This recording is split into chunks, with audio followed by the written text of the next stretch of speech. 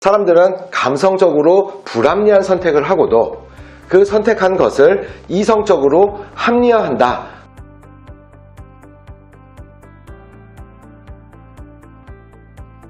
안녕하세요. 반갑습니다. 메마스쿨 협회장 이태훈입니다. 오늘 여러분과 함께 나누고 싶은 주제는요, 고객들이 클로징 마무리할 때쯤 이런 얘기를 하거든요. 제품은 좋은데 너무 비싼 것 같아요.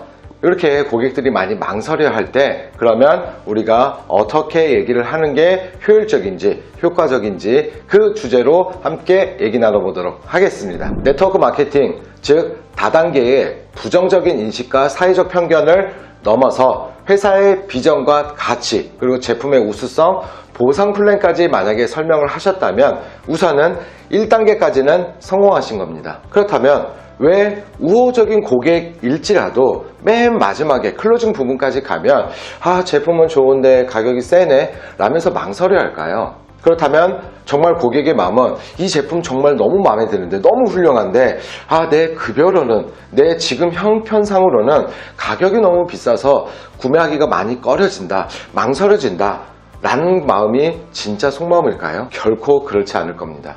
환경을 바꿔서 말씀드려 볼까요? 월 급여 200만원 받는 여직원이 있다고 가정을 해보면 이 여직원 입장에서 명품 가방 1000만원짜리를 산다? 이건 분명 사치이자 과소비일 수 있습니다. 그럼에도 불구하고 이 여직원은 명품 1000만원짜리 가방을 카드 할부나 또는 대출을 통해서라도 1000만원짜리를 구매하는 이유가 있다면 그 이유는 무엇일까요? 30대 초반의 사회초년생 남자의 경우 현재 승용차가 필요 없거나 필요한다 하더라도 경차 이상 필요하지 않는 경우가 있습니다.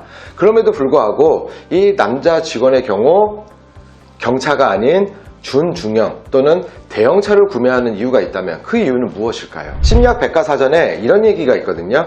사람들은 감성적으로 불합리한 선택을 하고도 그 선택한 것을 이성적으로 합리화한다 라고 얘기가 나와 있거든요. 즉 이들에게는 가격 이상의 가치가 있다라고 느꼈던 것입니다.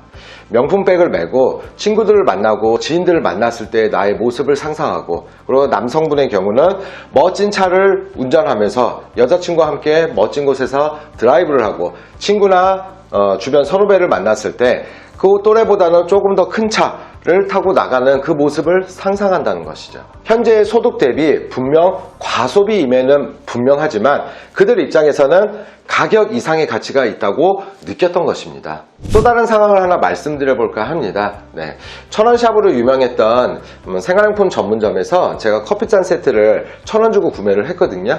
2달 정도 잘 활용을 하다가 이제 손잡이가 깨져갖고 다시 구매를 하러 갔습니다. 그 1000원짜리였던 커피잔 세트는 무려 가격이 100% 인상돼서 2000원에 돼 있는 거예요. 그럴 수도 있겠구나, 그럴 수도 있지 라면서 사려던 제 마음이, 아니 1000원짜리였던 게 어떻게 2000원으로 가격이 100%나 오를 수 있지? 라면서 잠시 당황스럽고 망설이게 하더라고요. 그래서 이왕 커피잔 세트를 산다 라고 했을 때 그럼 머그컵으로 자주 활용할 수 있게끔 아예 더 좋은 브랜드로 사는 건 어떨까 라면서 마음이 바뀌더라고요. 그래서 그 생활용품 전문점에서 나와서 스타벅스로 달려갔고, 스타벅스에서는 머그잔 35,000원 주고 구매를 했었습니다.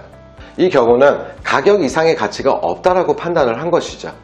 그럴 거면 아예 조심스럽게 다룰 수 있게 스타벅스 머그컵은 어떨까 라면서 무려 가격이 35,000원이었음에도 불구하고 감성적으로 불합리한 선택을 했고 이성적으로 합리적이다, 잘한 선택이다 라면서 저 자신을 설득했던 결과입니다. 비싸요 라고 고객이 얘기하기 전에 여러분이 먼저 풀어야 될 숙제가 있습니다.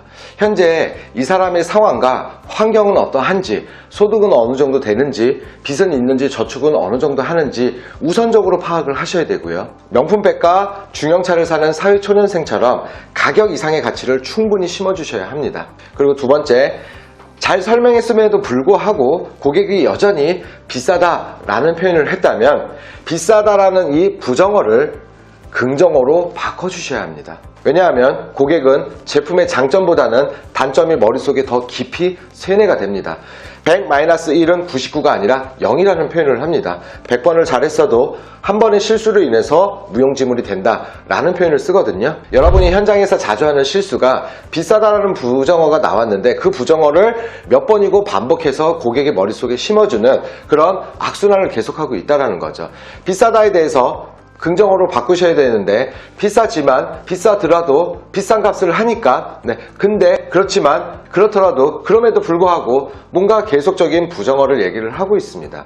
그래서 비싸지만 우수한 연구진이 있어요. 비싼 만큼 제 값을 하는 거죠. 비싸니까 속효성이 빠른 거예요. 이런 얘기를 할 게 아니라 안 좋은 얘기, 부정어를 얘기할 게 아니라 긍정어로 바꾸는 연습을 하셔야 됩니다. 그러면 고객은 장점이 많았음에도 불구하고 이 단점이 비싸다는 얘기를 들었고 상대방도 마찬가지로 비싸지만 이유가 있어요. 비싼 만큼 제 값을 하는 거죠. 비싸다라는 내가 비싸다라고 얘기를 했는데 상대방도 비싸다라는 걸 인정하는 효과를 봅니다. 그래서 제품이 비싼 건 확실한 거구나. 그래서 제품은 좋은데 결국 너무 비싼 것 같아 라면서 머릿속에 각인이 된다는 거죠. 고객이 비싸다라고 했을 때 비싸다는 부정어를 긍정어로 바꾸는 연습을 하셔야 된다라고 말씀드렸죠. 그러면 비싸다 부정어 어떻게 바꿀까요? 반대말로는 싸다라는 표현을 쓸 수 있고요. 싸다를 조금 더 순화시켜서 얘기를 하면 저렴하지 않습니다 라면서 고객 머릿속에는 비싸다는 부정어를 나로 인해서 머릿속에 순화된 긍정어 저렴 이라는 걸 머릿속에 세뇌시킬 수가 있습니다. 물론 저렴하지 않습니다 라고 표현을 바꿔보시는 게 효율적이실 것 같고요. 또한 이 제품 이 가격이면 매우 싸다라고도 표현을 하시는데 그렇게 얘기하시는 분들은 왜 이런 얘기를 할까요? 라면서 역질문을 해보시는 건 어떨까요? 오늘 여러분과 함께 나눈 주제 제품은 좋은데 너무 비싼 것 같아요 라고 고객이 얘기했을 때 어떻게 대응하느냐 세 가지로 압축해서 말씀드릴 수가 있을 것 같습니다. 첫째, 가격 이상의 가치를 심어주자. 둘째, 비싸다는 부정어를 긍정어로 바꿔주자. 마지막 세 번째, 이것으로 인해서 내가 누리게 될 미래에 대해서 상상시켜주자 입니다. 적을 알고 나를 알면 100번 싸워서 100번 다 승리한다 라는 얘기가 있습니다. 비싸다는 얘기가 나오지 않도록 효율적인 전략적인 멘토와 화법을 준비하신다면 네트워크 마케팅 사업 그렇게 어렵지 않습니다. 매우 쉽게 접근할 수 있습니다. 오늘도 현장에서 열심히 사업 전달하고 제품 전달하고 계실 우리 네트워크 여러분을 응원합니다. 평범한 사람의 위대한 성공, 이제 당신 차례입니다. 화이팅!